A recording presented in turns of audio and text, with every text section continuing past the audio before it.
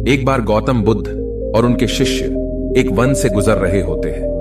बहुत दूर चलने के बाद भगवान बुद्ध के शिष्य बुद्ध से कहते हैं कि गुरुवर, क्या हम कुछ देर विश्राम कर सकते हैं?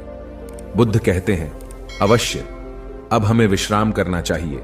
ओ देखो, एक बड़ा सा वृक्ष है, हम उसके नीचे विश्राम करेंगे। बुद्ध और उनके सभी शिष्य उस वृक्ष के नीचे बैठ जाते हैं। उनमें से एक शिष्य बुद्ध से कहता है कि गुरुवर, आपने हमसे एक बात कही थी कि हम जैसा सोचते हैं हम वैसा ही बन जाते हैं। कृपा करके इस कथन को विस्तार से समझाए। बुद्ध कहते हैं, अवश्य, मैं तुम्हें एक छोटी सी कहानी सुनाता हूं। एक नगर में एक बहुत धनवान सेठ रहता था। उसके पास धन की कोई कमी नहीं थी, परंतु फिर भी वह हर समय धन इकट्ठा करने के बारे में सोचता रहता था। एक बार सेठ के घर उसका एक रिश्तेदार आता है। सेठ उसकी खूब खातिरदारी करता है। बातों बातों में सेठ का रिश्तेदार सेठ से कहता है, अरे सेठ जी, हमारे नगर में एक नामी गिरामी सेठ रहता था। वह आपसे ज्यादा धनवान था। वह सेठ पूछता है, पर तुम एक बात बताओ कि तुम उसे रहता था क्यों कह रहे हो? सेठ का रिश्तेदार कहता है, रहता था मैं इसलिए कह रहा हूं क्योंकि वह अब जीवित नहीं है, वह मर चुका है। सेठ बेचारा धन को इकट्ठा करते करते वह यह भी भूल गया कि मृत्यु नाम की चीज होती है और सेठ को भी आती है। सेठ उस व्यक्ति से पूछता है, क्यों, क्या कारण हुआ जिससे उसकी मृत्यु हो गई? सेठ का रिश्तेदार कहता है, कारण तो कुछ न था, अचानक ही उसका बुलावा आ गया और उसको जाना पड़ा। सेठ कहता है, अरे ऐसे कैसे बुलावा आ गया? उसे कोई बीमारी रही होगी। वह व्यक्ति कहता है, नहीं, उसे कोई बीमारी नहीं थी, वह तो अचानक ही मृत्यु को प्राप्त हो गया।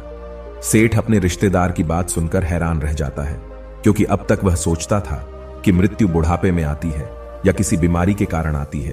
क्योंकि सेठ अभी जवान है, वह अभी मरना नहीं चाहता। अगले दिन वह रिश्तेदार अपने घर चला जाता है, परंतु सेठ को एक बहुत बड़ी समस्या दे जाता है कि सेठ को भी मृत्यु आ सकती है।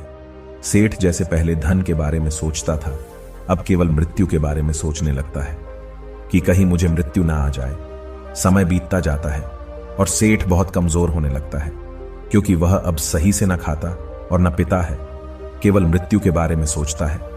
उसकी जीवा पर केवल एक ही कथन रहता था, कहीं मेरी मृत्यु ना हो जाए, और वह बीमार हो जाता है। उसकी ऐसी स्थिति हो जाती है मानो कभी भी प्राण निकल जाए। सभी लोग उस सेठ की ऐसी हालत देखकर बड़े आश्चर्यचकित होते हैं, क्योंकि उन्होंने देखा था वह सेठ हमेशा खुश रहता था, उसके पास धन की कोई कमी नहीं थी। पर अब इसको क्या हुआ? अब सेठ कहीं आता जाता नहीं था, केवल एक जगह लेटा रहता था। उस सेठ की हालत देखकर उस सेठ का एक मित्र एक सन्यासी को उस सेठ के पास लाता है और कहता है, सेठ जी सुनो, यह बहुत प्रसिद्ध सन्यासी है, तुम अपनी समस्या इन्हें बताओ, ये उसका जरूर समाधान बताएंगे। वह सन्यासी उस सेठ से पूछते हैं, क्या हुआ? मैं तुम्हें पहले भी देखा हूं, परंतु तुम इतने कमजोर कैसे हो गए? कौन सी चिंता तुम्हें खाए जा रही है? सन्यासी की बात सुनकर वह सेठ सन्यासी से कहता है, मैं मृत्यु को प्राप्त नहीं होना चाहता हूं, कहीं मुझे मृत्यु ना आ जाए। सेठ की बात सुनकर वह सन्यासी मुस्कुराकर बोले, अच्छा, तुम्हें मृत्यु का भय है? वह सेठ कहता है, हां, मेरे पास इतना सारा धन है कि इसका उपयोग कौन करेगा? मुझे मृत्यु को प्राप्त नहीं होना है, मुझे जीना है।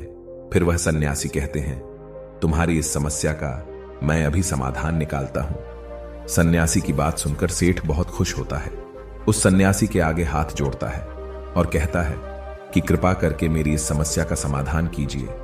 वह सन्यासी उस सेठ से कहते हैं कि मैं तुम्हें एक मंत्र देता हूं, तुम बस इसका उच्चारण करना, भीतर से और बाहर भी करना, मतलब मुंह से भी यही मंत्र बोलना और अपने भीतर मन में भी यही मंत्र बोलना।